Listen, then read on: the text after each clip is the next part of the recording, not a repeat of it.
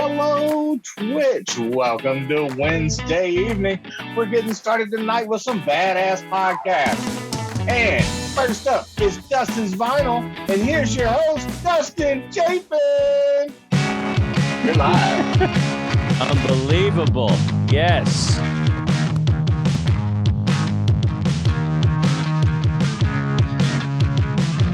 Nice.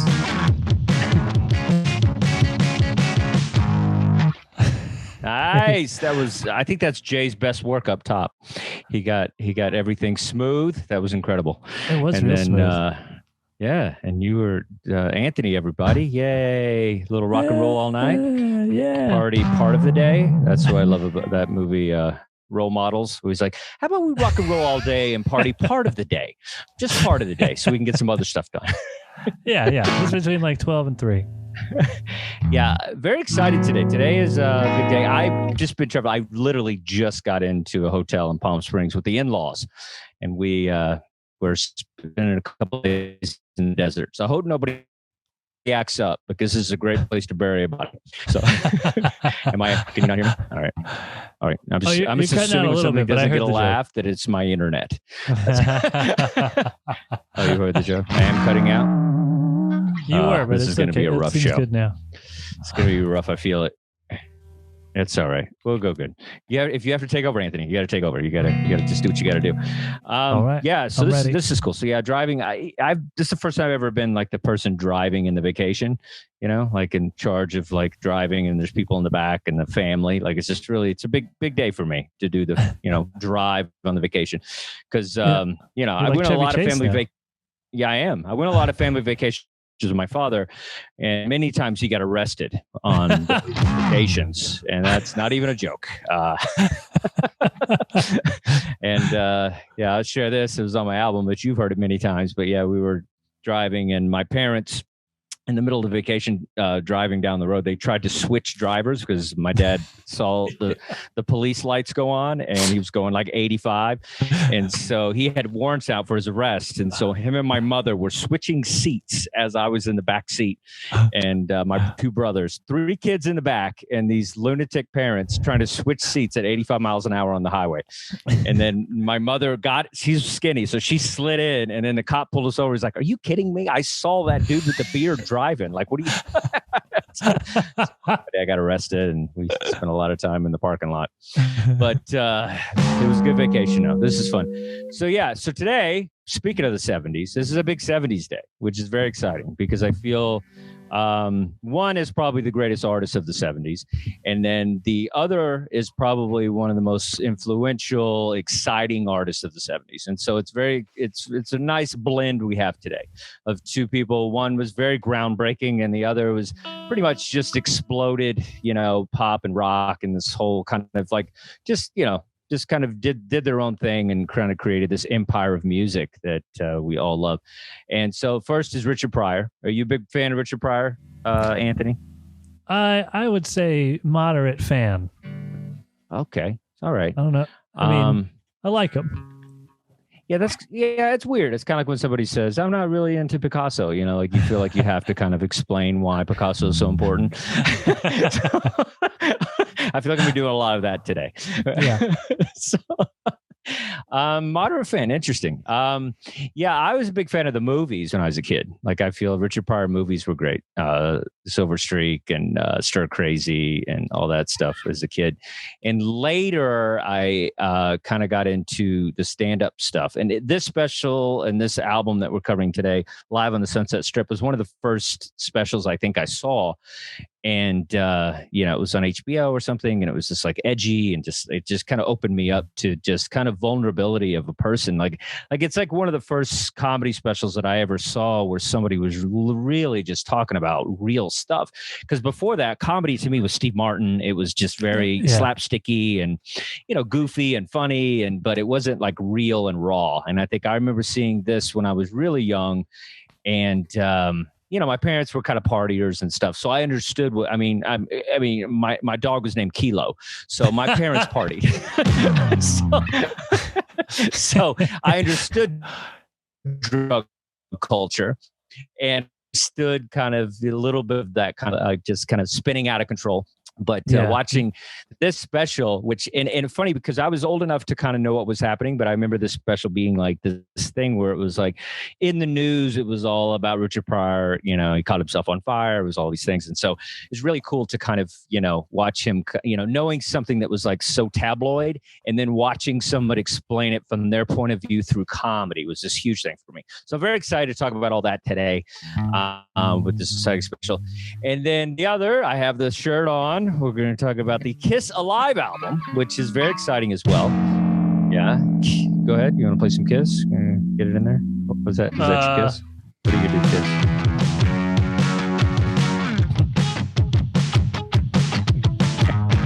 One of the feel-good songs of all time.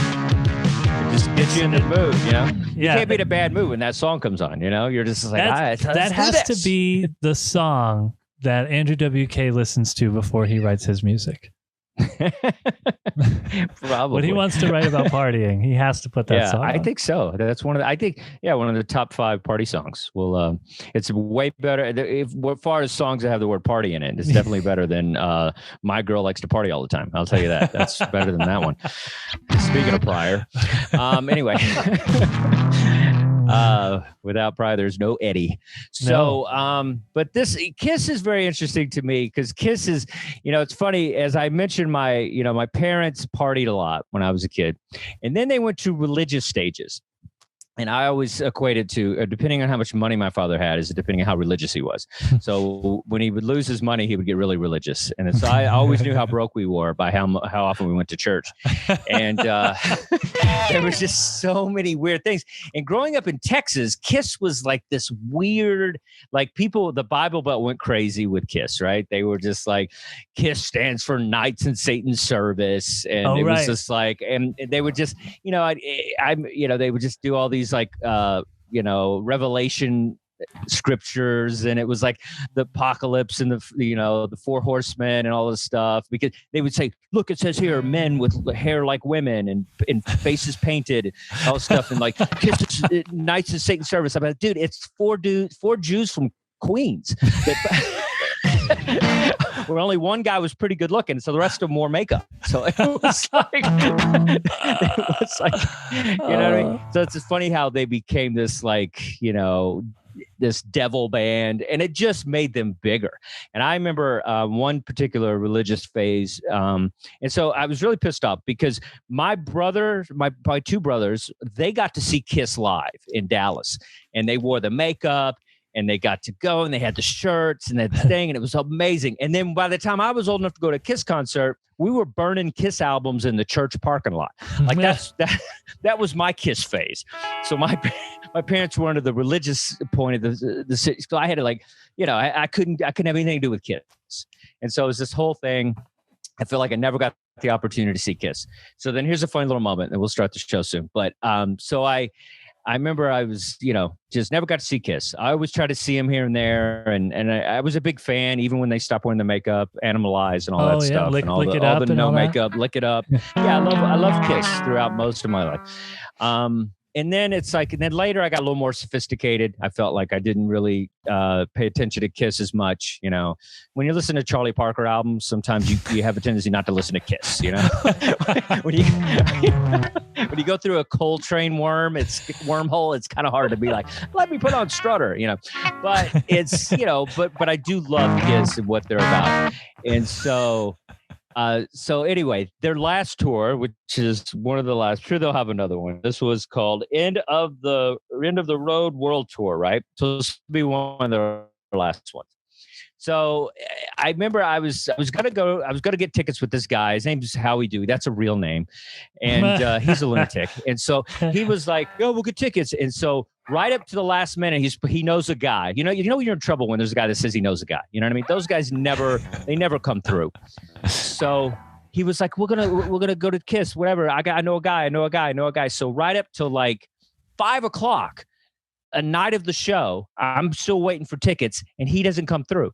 And so he's like, sorry, man, I couldn't come through. I go, man, you idiot. And so literally 45 minutes later, I'm recording my podcast. And then 45 minutes later, I get a call from the Comic Strip Live comedy club I perform at. And there's a guy, and the guy at the front was like, yo, hey, do you like Kiss? And I was like, yeah, man.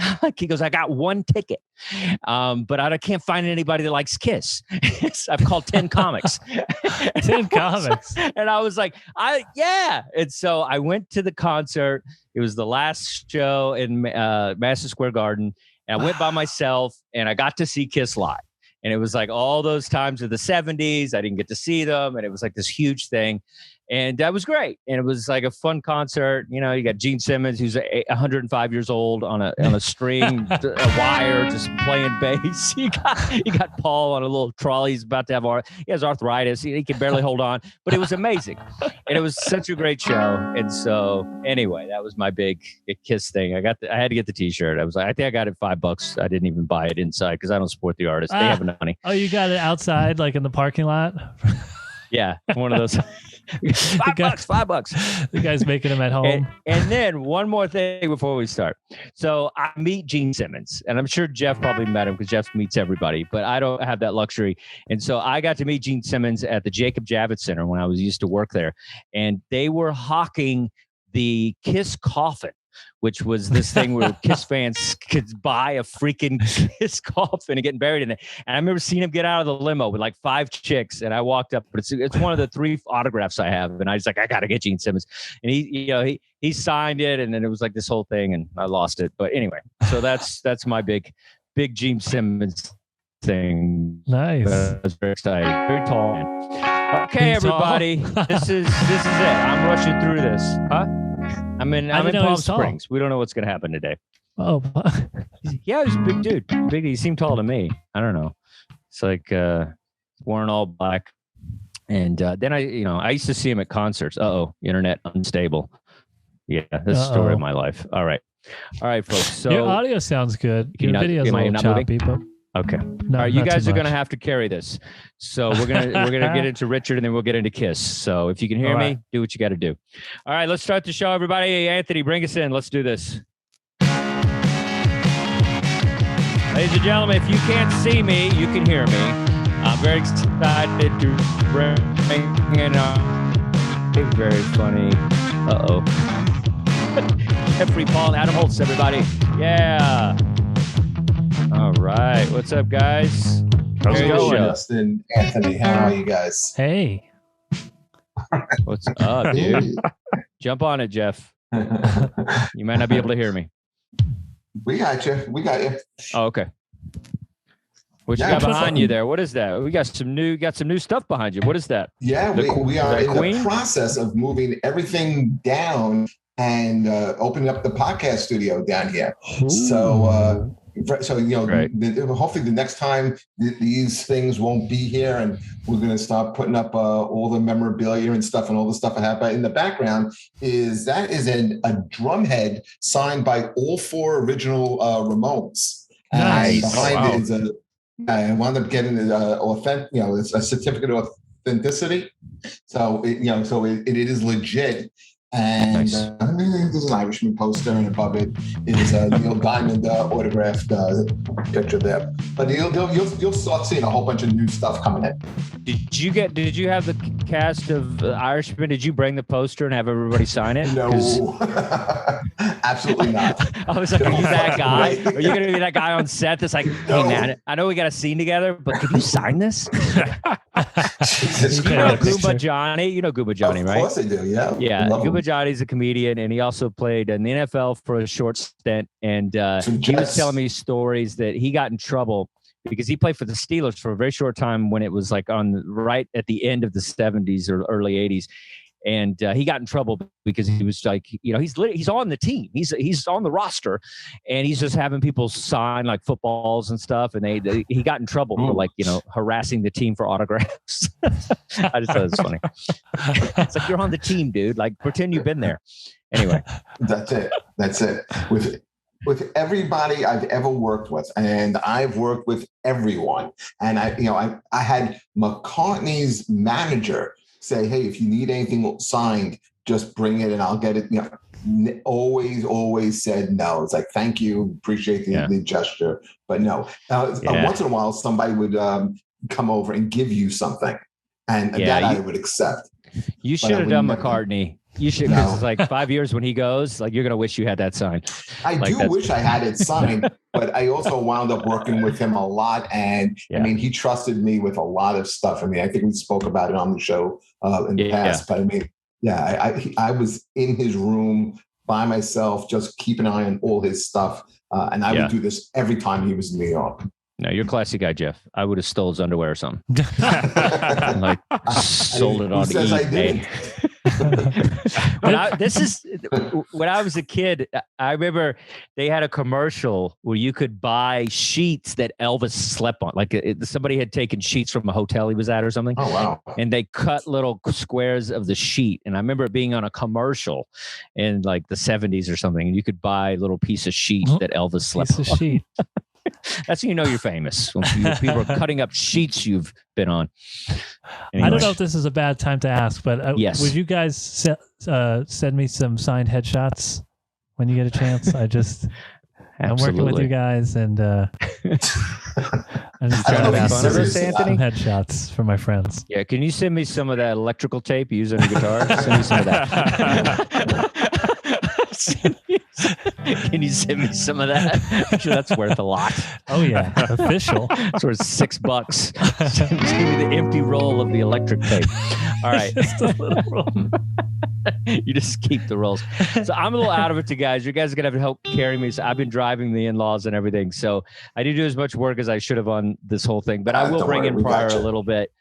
And I love Richard Pryor's comedy, and listening to this album, it was it really made me feel like I'm a terrible comedian, and that's how good Richard Pryor is, or how bad I actually am. But I heard it and I was just like, my God, because there's so many levels. And I want to punch Anthony for not being excited about Pryor as much as we should be.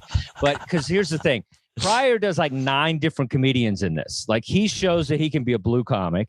He shows that he can be a short joke comic. He shows that he can be a character comic. And he shows he can be a kind of a one-man show, bleeding, vulnerable comic. And so it's just, I love this special because I felt like it was his comeback special. It was like everybody thought he was done. The drugs got him, everything. And this was kind of his, his comeback. And so I love this album. I feel like I've seen this special many times with the red suit and everything. And it's just so cool. And there's just so many great moments in it that I love. The way he opens the show, and doesn't address the fact that he had just freebased and like caught himself on fire. All he does is talk about, he lightly talks about the match, and then he kind of says, then he kind of gets back into his act. He doesn't even address it till later. And just so many wonderful things in this album. And I just really enjoyed just kind of hearing him again. And I really miss him. I'm really sad I didn't get the opportunity to see him live. But this album is really groundbreaking for anybody that's ever done stand-up comedy. This is the way you do it.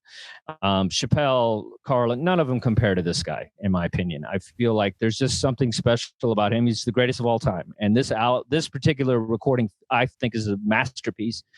And the Africa bit is probably one of my favorites. When he just talks about just kind of being in Africa and seeing guys that look like guys that are from his neighborhood, and like, that's Lionel, that's Lionel from the neighborhood. And now he's like, he has like a real job, but he's in Africa, and he's like going off and all these things. And then just talking.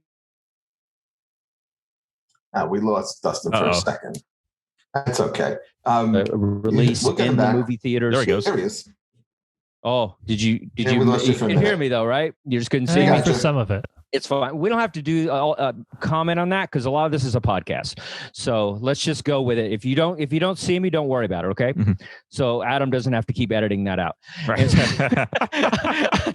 So, it's fine. Twitchers can handle it. So anyway, this is a great album. You guys take it away. I'll stop talking. Go ahead. For me, before there was Dice and before there was Sam and before there was Eddie Murphy, I remember being like a little kid in Staten Island listening with my friends on a cassette of Richard Pryor live at the Sunset Strip. And before Stir Crazy, this is what introduced me to stand-up comedy. And I remember thinking it was the greatest thing I've ever heard. I remember the first time ever hearing cursing on a tape, and the Africa bit was, to me, like, I didn't understand a lot what was going on. I remember I was a little kid when I heard that, maybe in sixth grade. But I remember laughing, I think his delivery, the way he said things. And then when eventually you saw it, you could see where Eddie Murphy was inspired by him, just like the way he is on stage and wearing like the red and looking kind of cool and everything. I mean, I really loved Richard Pryor. And then from there, it was the movies. And then you started to dive him a little bit more. But I loved this. And this was my first introduction into stand-up was this album. Wow. Yeah, that's incredible. That's a great introduction to stand up. And what I like about Richard over like an Eddie Murphy or somebody like that, it's like when Richard would go through something, he would talk about it in his act. Whereas I feel a lot of artists kind of like skip over their kind of controversy and stuff. And where he kind of, that's a bit with Jim Brown. We're talking about Jim Brown's trying to help him get over drugs, and just that whole moment between kind of like, when someone's looking out for you and whatever, and just, it's a very tender moment that, that men can relate to with friendship. And so it's just such a cool album. So yeah, I think he's the gregreatest we've ever had. So he was honest. He was vulnerable. Yeah. He was funny. So I really would love for comedy to come back and become a little bit more of this.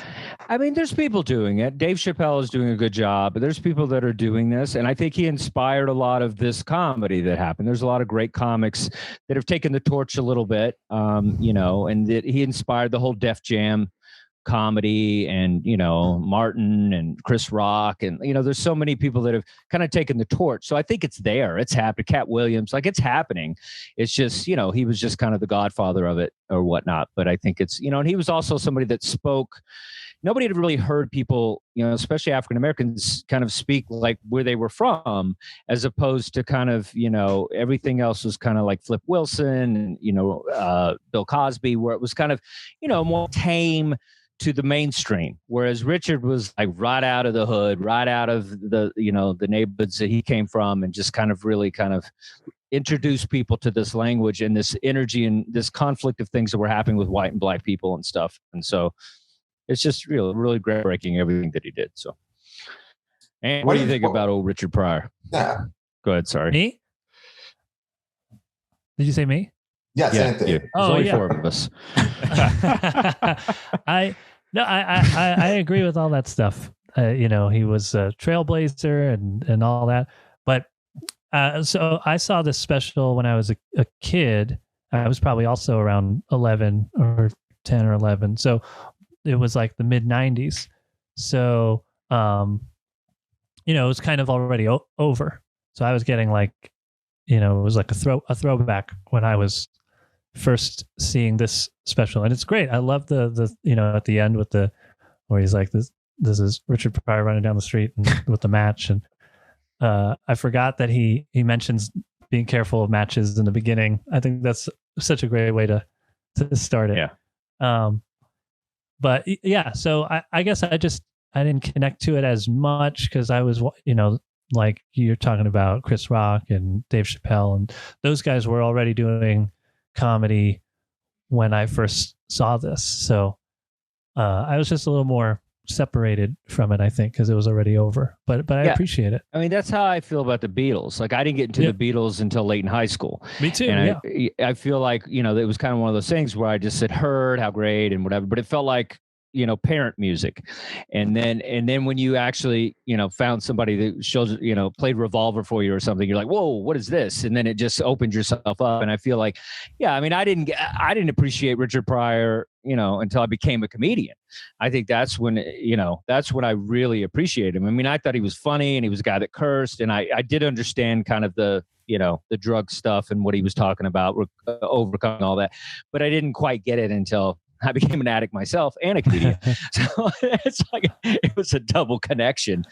But I don't know. It's listening to it now, there's parts of it that don't hold up, as far as how blue and sometimes or whatever, but then there's just really just these amazing moments of vulnerability that really hold up. And I feel like I'm personally trying to get to a place like that where I can kind of talk about my crazy past. And so when you hear somebody like Richard Pryor kind of eloquently do it, it's just really cool. And I love and he's also was a guy that, like, you know, would get rest for like Mudbone.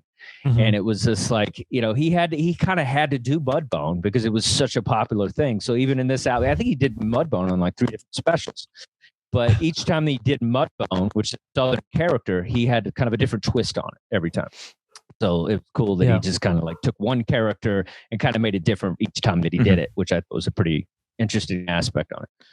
It's also it's impressive because he pretty much started over in the middle of his career, right? Like he was doing this kind of Cosby-esque sort of act in the very beginning, yeah.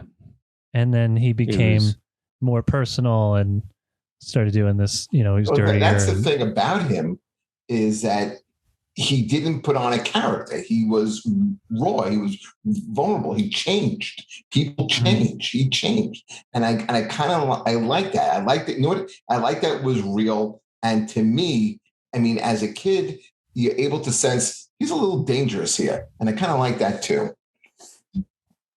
Yeah. Oh, it is. It's dangerous for sure. Edgy, dangerous. Yeah, I mean, the early Bill Cosby stuff is interesting to watch because you just, you know, you see that he's uncomfortable.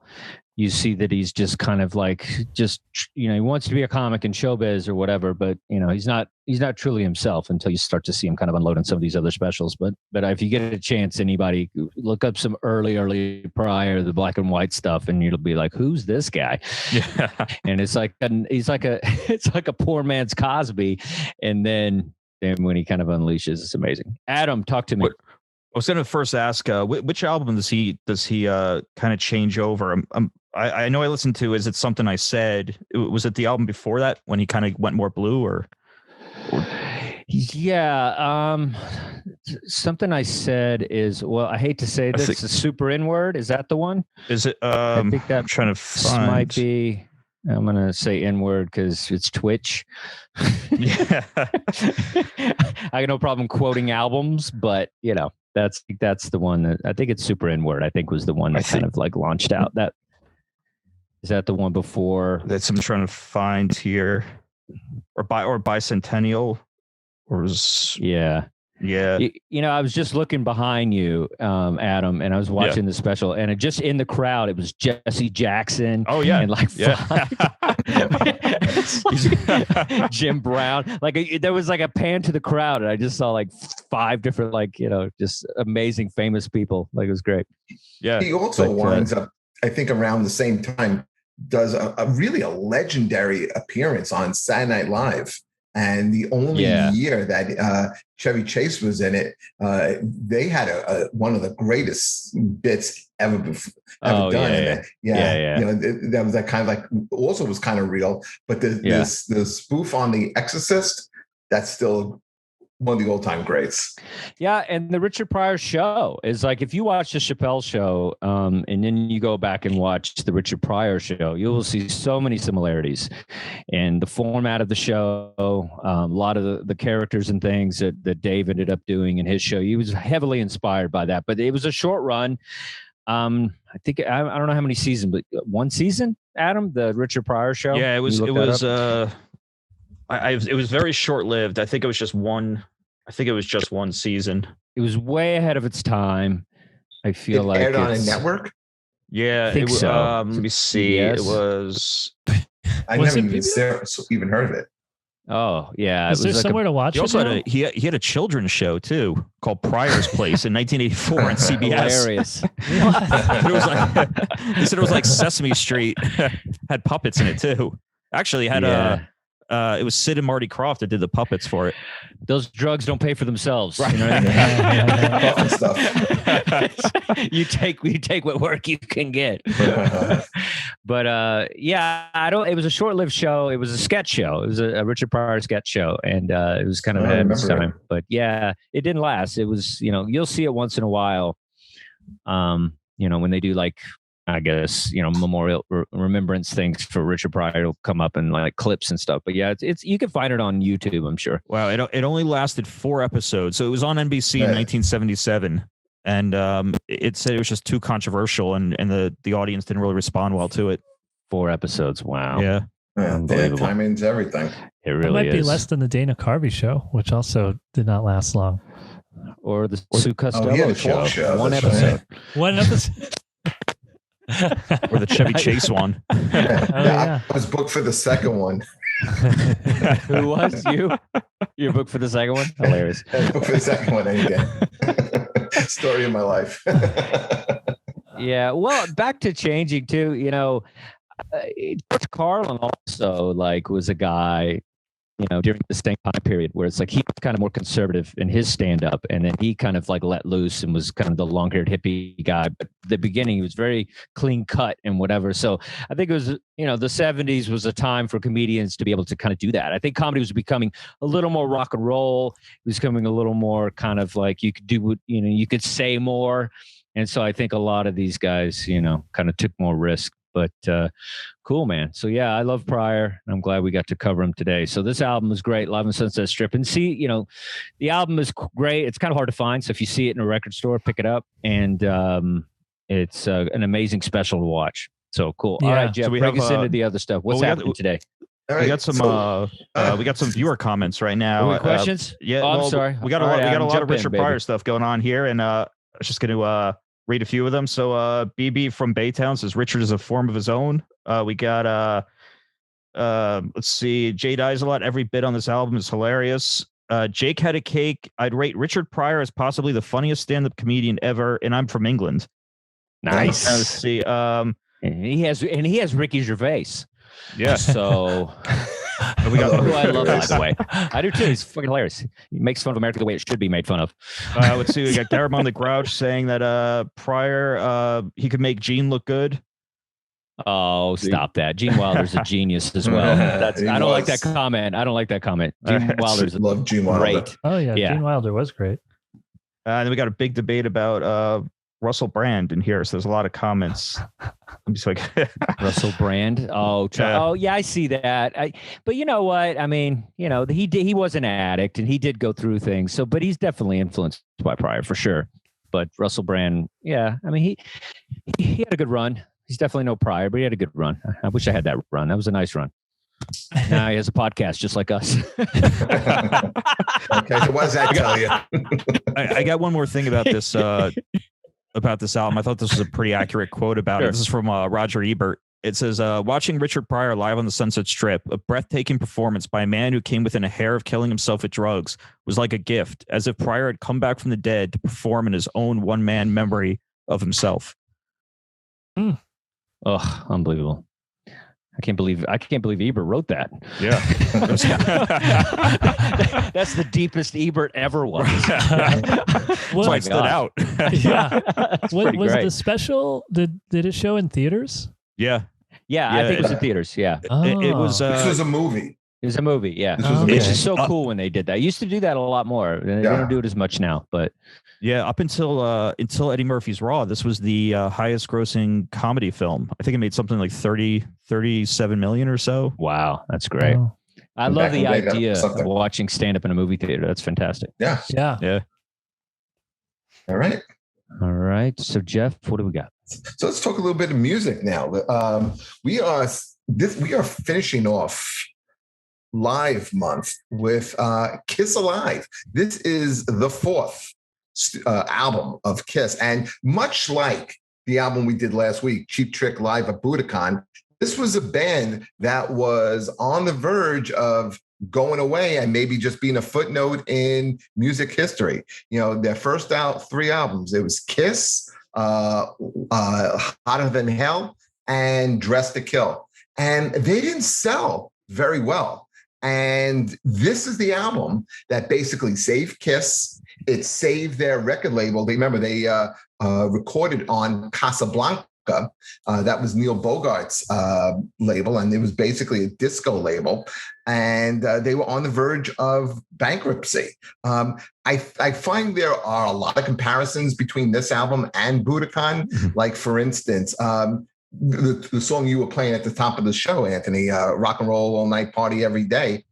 I compare that heavily to I Want You to Want Me, the Cheap Trick song, because no radio station ever plays the studio version of Rock and Roll All Night. It's always the live album, and there's differences on the live album. Besides the pumped in crowd, there's also a guitar solo that is on the live album, but you don't get that on the studio album. And unlike Budokan, which we talked about last week and said was about 98% real. This is not real. And this is by the own admission of Eddie Kramer, who produced it. I've heard several interviews with Gene and Paul talk about this and how, listen, they weren't trying to fool anybody. They just wanted to capture what a live Kiss show was like. And they couldn't do it because this was filmed or recorded over the course of a tour and in Detroit at the Cobo Arena. And somehow they just didn't have the mic right. So what they wound up doing is a really, really pumped in the crowd noise. The crowd is taken from Kiss shows, but it's not just like, let's just lay down a track, let's record it. A lot of one of my favorite songs on the album is Black Diamond. And Black Diamond, they wound, Paul just did not sing it well, live. So he went back into the studio, they re-recorded it, and Eddie Kramer was seamlessly able to take that recording and, match it up perfectly to the live recording. And if you listen, you can't even tell. And, the thing is, it's still a great, great record. A lot of great standouts here, opening with Deuce and Strutter, songs like Firehouse, Parasite, Black Diamond, and of course, Rock and Roll All Night, Party Every Day. And it had to be on the album because Neil kept telling them, Neil Bogart, the president of the label, like, you guys need an anthem. You need something that is going to capture what you guys are about. And the lyric just kind of came to Paul, and when he talked about partying all day, he's not talking about doing drugs. He's talking about like fucking women and just like, and he says this. He said it. So I'm not misquoting. Okay, but that's what he was talking about. This is a band, like the first 3 albums were basically mocked by critics, ignored by radio stations, and it wasn't until Rock and Roll All Night was the song that really broke them, just like the Cheap Trick thing. So, I think this is a really great representation of the band. I think it captures them as they're ascending. Kiss is a great, great live act. First concert I ever saw was Kiss. They're not the greatest musicians. I mean, they're good, but you would never say Ace Frehley over Eddie Van Halen. That would never be an argument. Nobody would ever say Ronnie James Dio and Paul Stanley would have the same. It's not that, but they're a great rock band. They're great fun. At what they're fun. Yeah. Exactly. Yeah. They're fun. I still want to go see them. I don't care if they use backing tracks. They do use backing tracks. I don't care about that. Seeing Kiss, it's like going to a strip club. It's a good time. Yeah. Like, you know what I mean? It's not. what they used to do?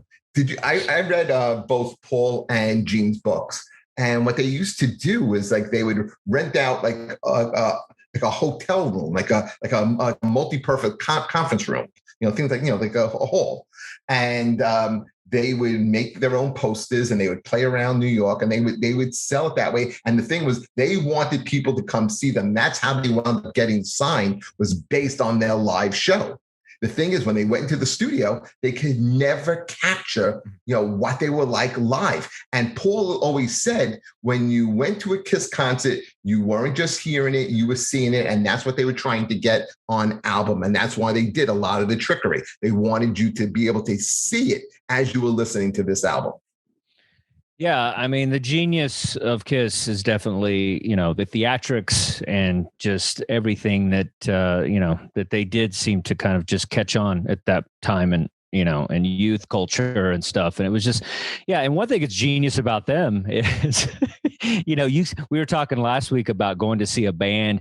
I mean, it's kind of hard to look at Axl Rose these days, but that's the greatest thing. I'm going to see him next month.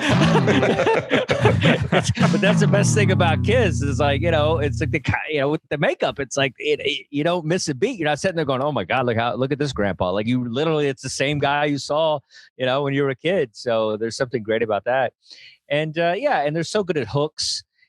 And, just the hooks on a lot of their songs really just kind of grab you and just, kind of just catchy, so catchy for rock music. It's some of the catchiest music. And I'm going to say another thing about that album is, Dustin, you have the album. Yeah. When you got it, if on the original albums, there was a poster in it. There was also I don't know if it was in all of them, but I know they had like a program, and each member of the band would write something like a note in the band. Yeah, right. It's like, this is things that like nobody ever did before. So, they really learned how to kind of like build their fan base, because again, they were not getting on the radio, and that was so essential into making a band. Again, this was a band that was, if this album did not hit, that would have been it for Kiss. It would have just been a side note in music. Well, it's interesting about Kiss is, just listening to you and just kind of like exploring this album a little bit. I don't think Kiss gets enough credit for goth, for kind of this goth rock that they kind of tapped into as well. It's just like without them, there's not a lot of, Marilyn Manson has a lot of Kiss in him. It's like Insane Clown Posse, all that stuff. Yeah, it's all connected to that. Alice Cooper. Yeah. Well, Alice, I think, was before. I think Alice was a little before. Don't you think Alice was before? He's before, but the stage show becomes more elaborate as Kiss pushes the envelope. Oh, really? He just kind of, okay. Yeah, because he starts doing the beheading stuff. Like, I'm going to say 75, and Kiss Alive came out in 75. That they were doing these live stuff like in 72, 73, 74. Okay, when was Ozzy acting a fool? Was that Ozzy? I feel like Ozzy was doing all the bad stuff, all that crazy Sabbath stuff. Comes out in 69, but they never had like the kind of stage shows that Alice Cooper and Kiss had. Yeah, but Ozzy was biting chickens' heads off and shit. That's pretty elaborate. He wouldn't do it on stage. He never did it on stage. I thought he ate a bat or something on stage. He never did that? That was always just like in a green room? No. The story with that was they were at a record label, and they were kind of like launching. They were launching the album, and I guess and the story with the bat was somebody threw it on stage, and he thought it was a rubber one, and he winds up biting it. That's what it was. Okay. That's the story with Ozzy. Okay. All right. Yeah. Well, in Texas, he's just a guy that peed on the Alamo. So, Anthony, what's your Kiss experience like with this album? What do you think? I like it. I think that this is the closest you can come to feeling like you're watching a band in an arena on an album. That's what they were going for. Yeah. And I think they nail it. You can almost see them doing you can almost see the Gene's tongue and all that stuff somehow. It was funny when Jeff was talking about how they had to redo that song and make it sound. At first, I'm like, come on, man, that's not real. And then I realized how much work you did on my albums, Anthony, to make it sound good. But that's every. When a couple of jokes tanked, and you just like put in some laughter from the early show. So it's like that's what every it is. Comedy album, though. But right, that's production. So you got to appreciate a good producer. You got to remember, once you lay it down and you sell it, this sticks around forever. And they really wanted to capture how what it was like to be at a Kiss show. And remember, this is also the early 70s. Okay, the album comes out in 75. So, it comes out in 75. So it's recorded in really 74, right? So they didn't have like a lot of the technology that they do now, where they were able to get the sound. They couldn't mic the crowd.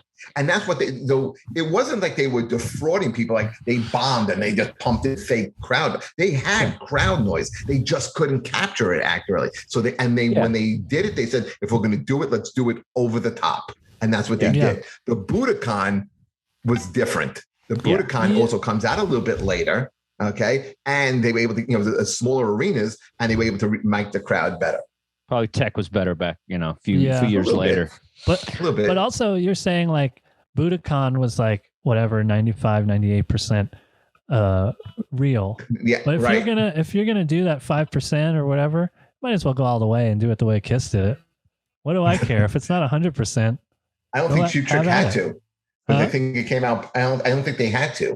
Cheap Trick's a little better band. They're a little better band. We can't really compare. I mean, that's I'd say it's leaps and bounds beyond Kiss, but it's still You think so? But Cheap Trick is way better. 219, I went saw them. Oh yeah, absolutely. Yeah. Oh, Cheap Trick is a band. This is Kiss is a good time, and I enjoy Kiss.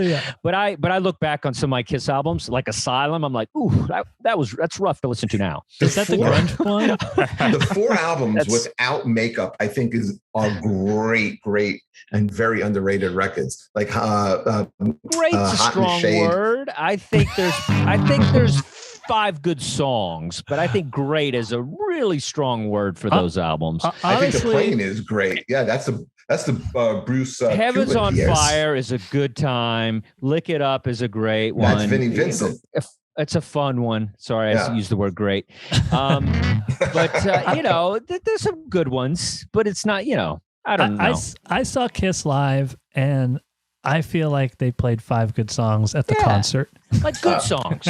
But everything else was they only had 5 good songs, Anthony? I think it's about right. What are the 5 good songs? And Beth better not be one of them.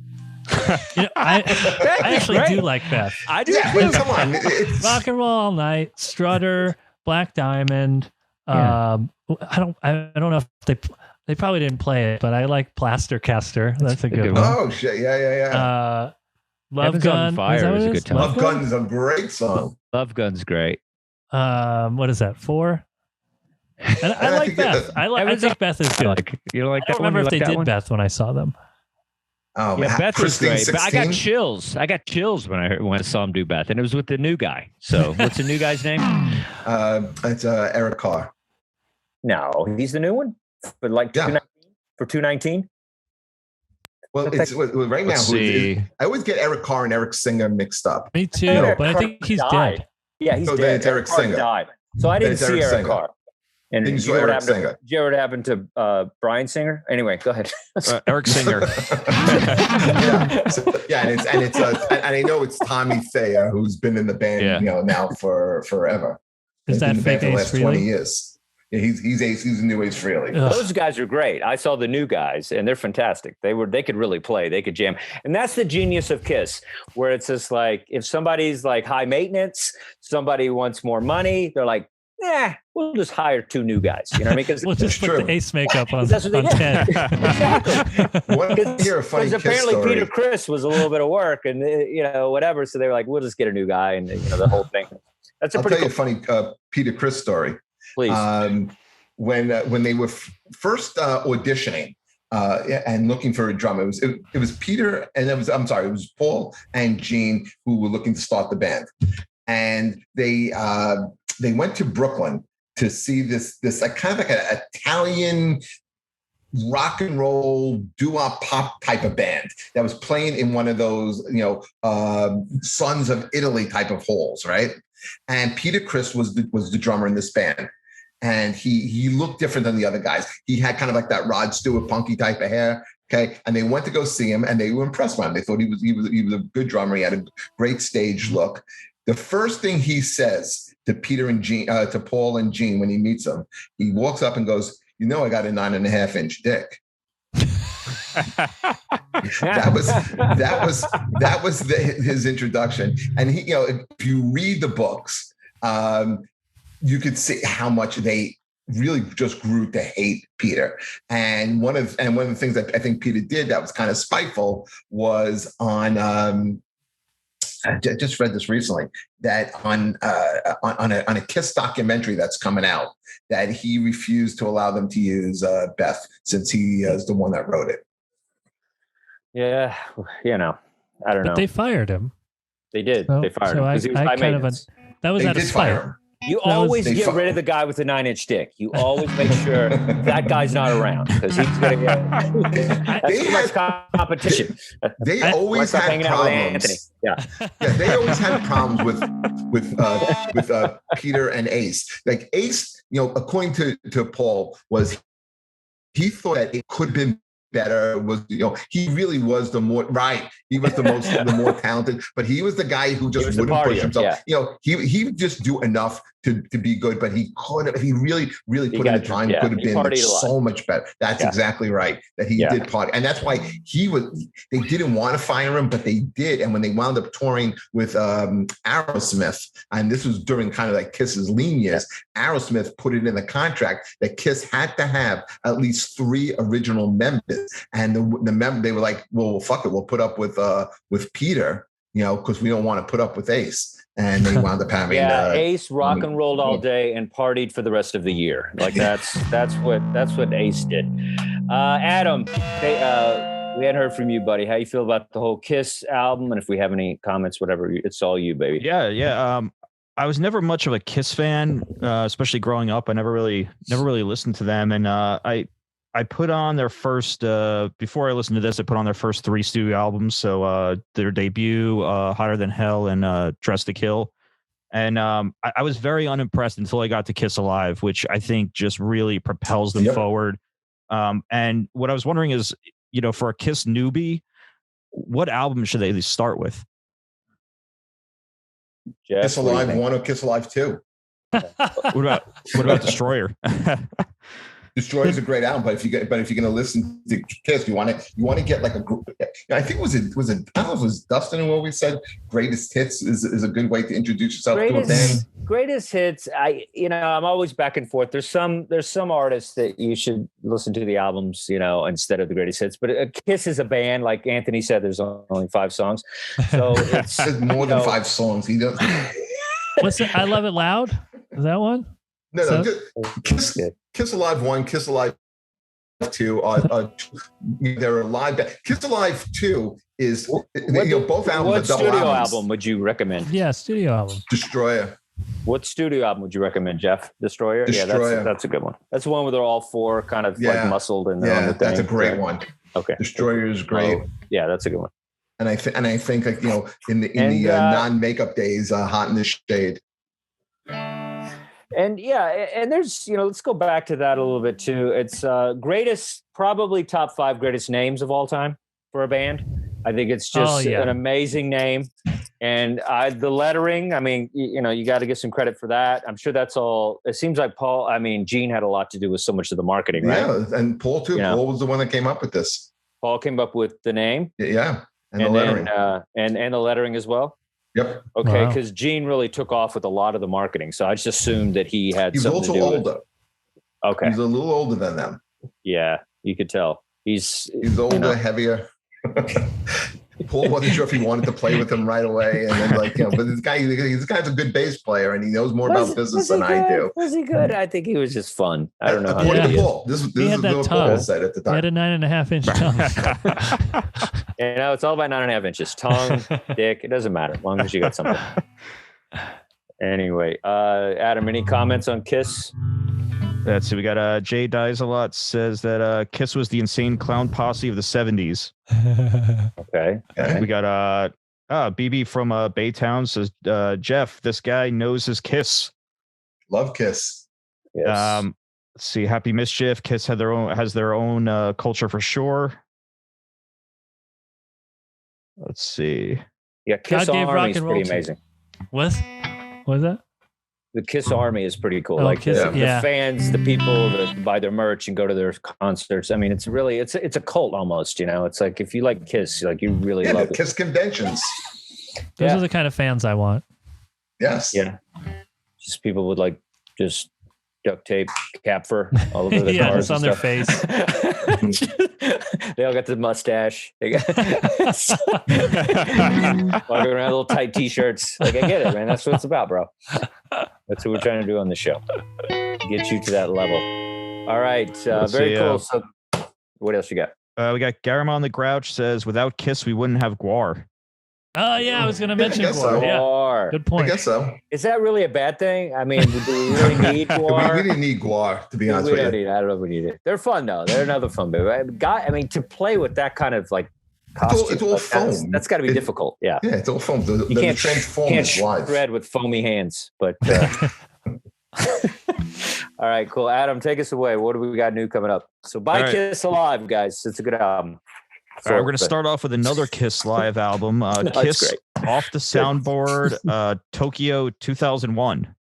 Triple LP, Tokyo Dome, on recorded March 13, 2001. So that just came out. Oh, wow. Let's see. Just what everyone That's wanted. a re-release. Kiss album from this century. Kiss Live at Budokan. Yeah, I think it's new to vinyl, but it's also trick covers. Yeah, it also just appeared on streaming services. So I don't know if okay. So yeah, it must be a new issue. Let's see. We got 9 Inch Nails, Hesitation Marks, their 8th album from so that was from 2013. It's a double LP reissue. And Aretha Franklin, I Knew You Were Waiting, the best of Aretha Franklin, 1980 to 2014, double LP. Cool. Aretha, baby. Yeah. Great stuff. Very cool. All right. Any comments? Anything left? If not, we'll just wrap this up. It's great, guys. Thanks for putting up with my shoddy internet. We made it through, Dustin. You got through. Let's not push our luck. All right, guys. Thank you so much for watching the show. Please follow us on Dustin's Vinyl on Instagram and Facebook, and get the word out. We really love hearing from you guys. And so, yeah, we'll have some fun stuff for next time. And so get you some Richard Pryor live on the Sunset Strip and Kiss Alive. And take care, everybody. Guys, rock it out. Woo, with your 9-inch tongues. 9-inch. Play us out, Anthony. Show us everything you've got. You drive us wild, we'll drive you crazy. Yeah. Is it over? I think it's over. Yeah. Okay. Awesome. Good show, everybody.